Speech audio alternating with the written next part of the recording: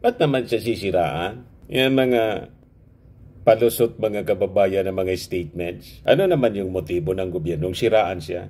Kumbaga, lumitaw yung kanyang pangalan kasi sa raid ng PAO doon sa Pogo Hub, may mga documents po na nakuha na may pangalan niya.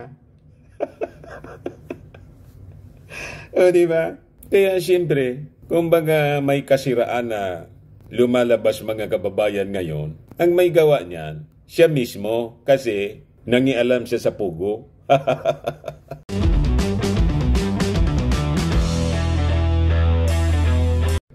Nagsalita na mga kababayan si Senate President Chis Escudero tungkol sa failure ng ating PNP na malocate kung nasaan si Pacquiao.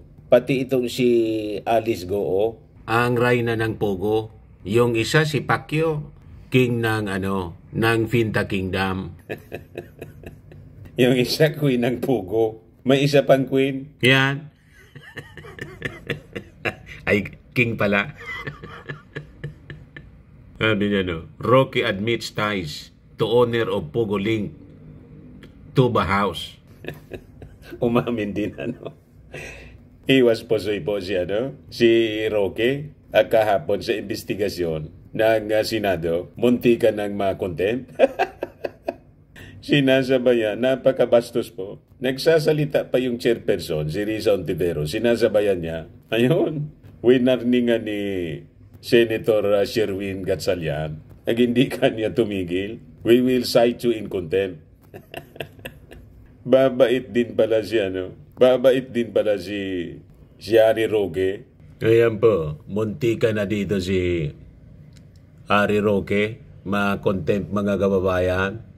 Para patunayan po yung katotohanan na nakalasaad sa dokumentong yan, dapat meron pong testigo na nakakita ng ginawa yung dokumentong yan, o di naman kaya testigo ng gumawa ng dokumentong yan, o di naman kaya yung testigo na pumirma ng dokumentong yan. Actually, as I said earlier, excuse me. No, excuse me. Ma'am, excuse me No, kasi... No, excuse me. Attorney Roque. I'm sorry, madam, but yes, I am a resource person invited. Yes, you are. Wait. Let me finish. To answer. Yes, you already answered in excess. Kapag gusto niyo akong tumigil, papatigil niyo ako kapag ako nag-explain. Yes. I thought we were engaged in the search for the truth. Oh, definitely we are. Attorney Roque, what I am saying, yes, and Sherwin. Attorney Roque, please be reminded to respect the chairperson. I'm very respectful, Madam Chair. Paano respectful na nagsasalita siya, sinasabayan mo siya? I apologize, Senator Gatchalian. One more. I apologize. I will cite you in contempt. And if you disrespect the chairperson, we'll be compelled to cite you in contempt. I understand and I apologize. Mo naman sabayan siya, nagsasalita siya, siyang chairperson. Okay, Your Honor. I understand. I apologize. Bumait si Atty. Roque. Titiklop din pala. Masyadong arugante. Napakabastos. Manang-mana po kay among niya. Feeling nila kasi, sila pa yung nasa posisyon na ang lahat pwede nilang brasuhin. Iba na po ang panahon ngayon Sabi nga ni Ira po, weather lang yan.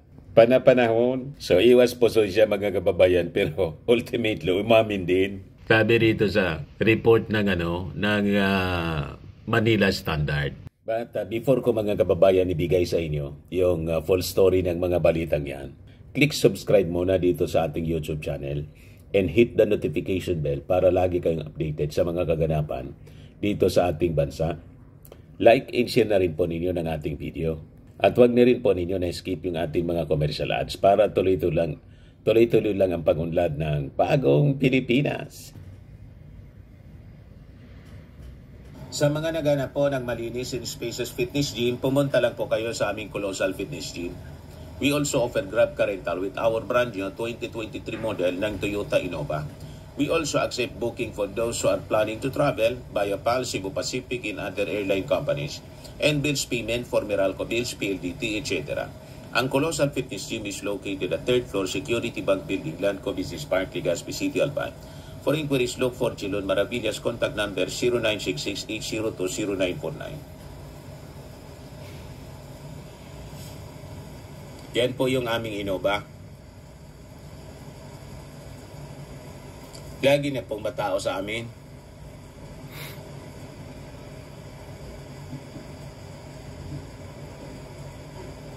Ito yung mga bago naming clients.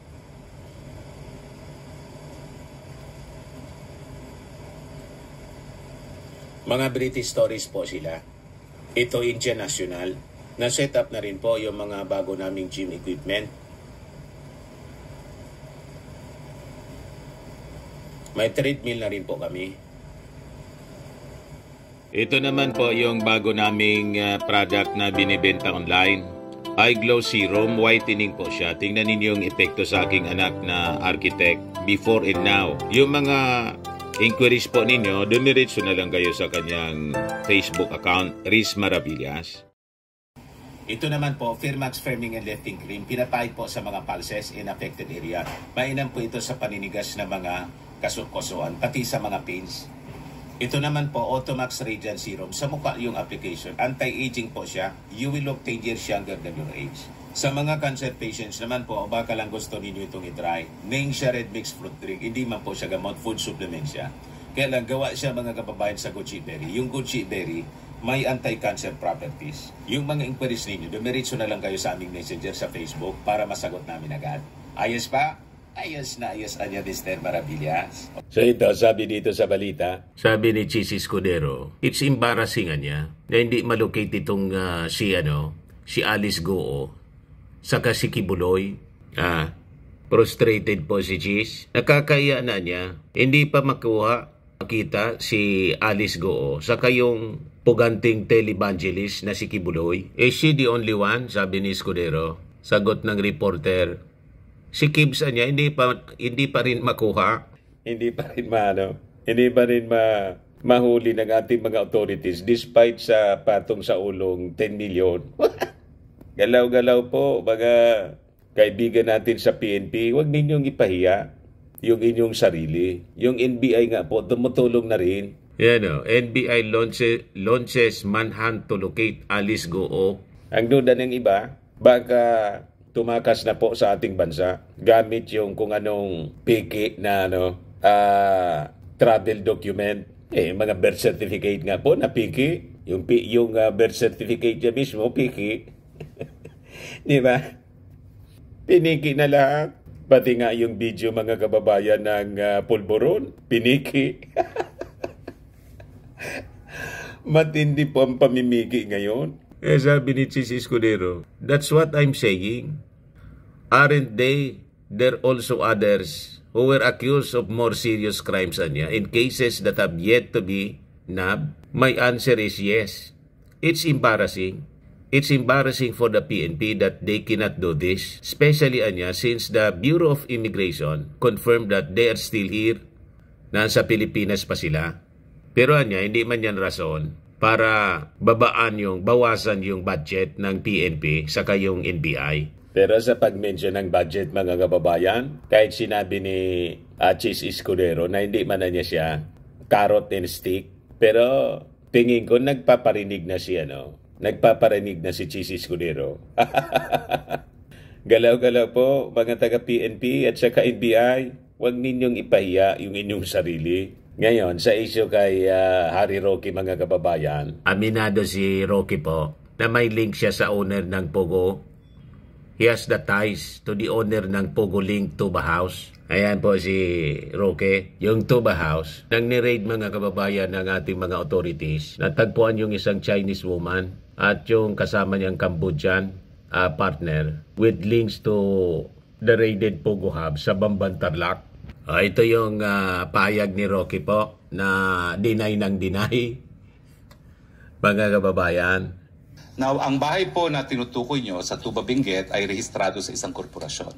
Tiniran ko po yan nung ako po umalis ng gobyerno, and I do have an interest in the corporation that owns it. Pero wala po sa akin ang possession ng bahay na yan.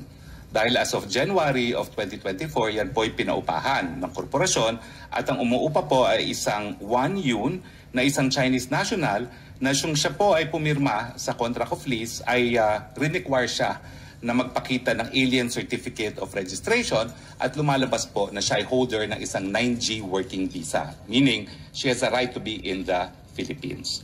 So ang rehistradong lessee po dyan, at yan ay rehistrado rin sa Homeowners Association ng subdivision para sila ay makapasok, ay itong babae na isang 1 yun. Kaya nga po, nung sinabi nila na sinalakay ang bahay ko at may mga wanted na mga pogo bosses doon, ako po'y talaga nag-conclude na meron talagang pilit na naninira sa akin. Gaya nung naunang release na ng PAGCOR na ako daw ay naglakad para sa lisensya ng isang illegal na pogo, at matapos naman marinig ang testimonya ni Chairman Altenco, wala naman pong ganong sinabi. Attorney Roque. Gaya na niya, Mr. Maravillas, naniniwala ka na may gusto lang manira sa dating spokesman, si Atty. Harry Roque. Ba't naman siya sisiraan? Yung mga palusot mga kababayan ng mga statements. Ano naman yung motibo ng gobyernong siraan siya? Kumbaga, lumitaw yung kanyang pangalan. Kasi sa raid ng PAO, doon sa Pogo Hub, may mga documents po na nakuha na may pangalan niya. O, di ba? Kaya siyempre, kumbaga may kasiraan na lumalabas mga kababayan ngayon, ang may gawa niyan, siya mismo kasi nangialam siya sa Pogo. Di ba? Kaya nga iniimbestigahan ng ating mga authorities. Nagiging very defensive si Atty. Harry Roque kasi malapit nang masukol. Kaya may mga atake siya. Kumbaga, may ginagawa siya mga offensive action na. Hindi pa man tinatanong sa kanya. Kaya binara siya ni Risa Ontiveros. Tika muna niya, huwag tayong pumunta muna doon sa konklusyon na yun. Sagutin mo muna niya yung mga tinatanong namin. One by one.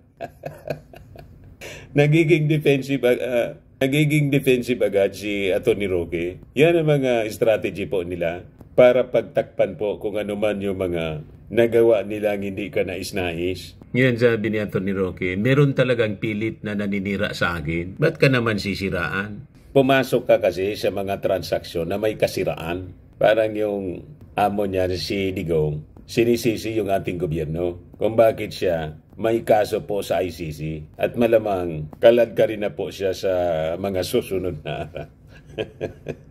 Hindi na po pipigilin ng ating gobyerno. Hindi daw po pipigilan pag pumasok yung investigasyon. Unang-una, sabi ng Solicitor General, hindi pwedeng pigilan ng gobyerno yung investigasyon.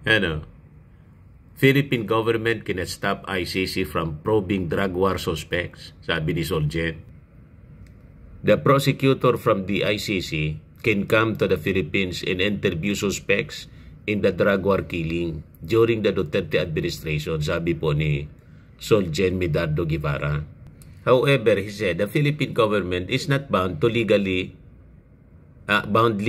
to assist the ICC. Hindi lang tutulungan, pero hayaan din ang mag-imbestiga. Kasi hindi ba natin yan na pwedeng pigilin? Kita ninyo ba? Pumasok kasi kayo sa problema. Pagkatapos, sasabihin ninyo, ginigipit. At sabi ni, dito naman sa issue ng Pogo, sinasabi mga kababayan ni Harry Roque, may mga grupo, may mga gusto talagang manira daw sa kanya. Pumasok kayo sa kasiraan eh. That is your choice. May nagsulsul ba sa inyo? May nagtulak sa inyo? At kung may nagtulak sa inyo, ba't kayo nagpatulak? Diba? Pumasok sa mga transaksyon ng Pogo. Ngayon, deny to the max si Harry Roque. Pero sabi dito sa Impact Leadership, Senate Deputy Minority Leader Risa Ontiveros reveals documents showing that former presidential spokesperson Harry Roque's former executive assistant, si E.R. de la Serna, yung companion niya, is a stockholder of Bianchan Corporation, where Roque Anya is also an incorporator.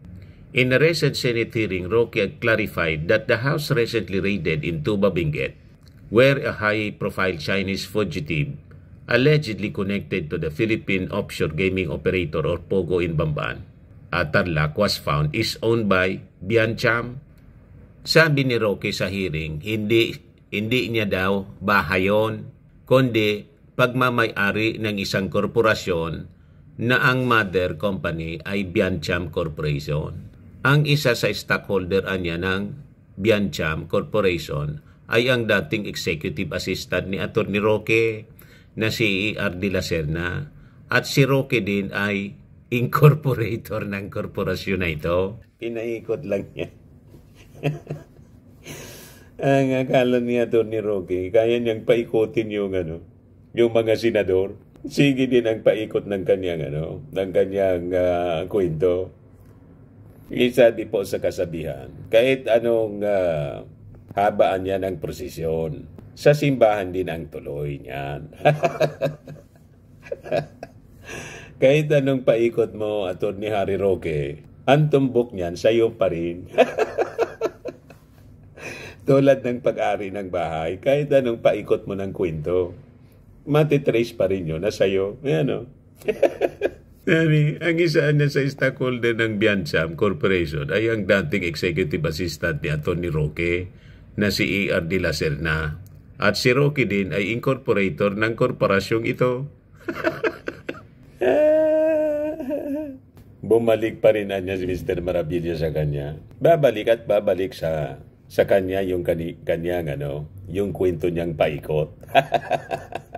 Titigil yung ikot sa kanya pa rin. Kasi yun po ang totoo eh. Anyway, yan man lang po mga kababayan yung short video natin. Ako po si Dante Maravillas. Bye-bye. God bless.